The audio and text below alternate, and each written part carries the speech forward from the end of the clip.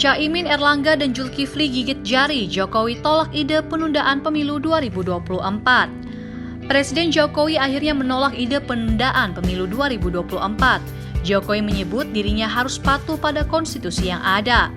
Dengan demikian, pengusulan penundaan pemilu 2024 yakni Muhaimin Iskandar, Erlangga Hartarto hingga Zulkifli Hasan dipastikan gigit jari dengan penolakan Jokowi ini. Dilansir dari Kompas.com, akhirnya Presiden Joko Widodo buka suara soal gaduh wacana penundaan pemilu dan perpanjangan masa jabatan Presiden. Ini mengakhiri penantian publik yang sebelumnya mendesak supaya Presiden angkat bicara perihal polemik itu. Jokowi menyatakan dirinya bakal patuh pada konstitusi atau Undang-Undang Dasar 1945.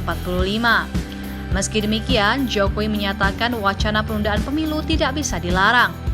Sebab hal itu bagian dari demokrasi, namun sekali lagi ia menegaskan bakal tunduk dan patuh pada konstitusi.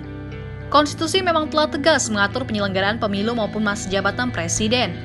Pasal 22E Undang-Undang Dasar 1945 menyebutkan, pemilu presiden dan wakil presiden, anggota DPR RI, DPD, serta DPRD provinsi dan kabupaten kota dilaksanakan 5 tahun sekali.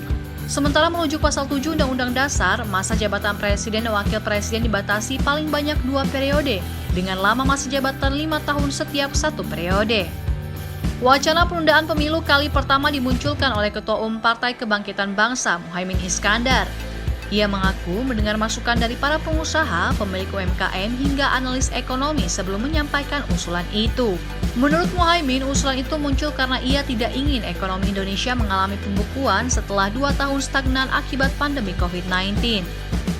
Wakil Ketua DPR RI itu mengatakan akan ada banyak momentum untuk memulihkan ekonomi selama 2022 hingga 2023.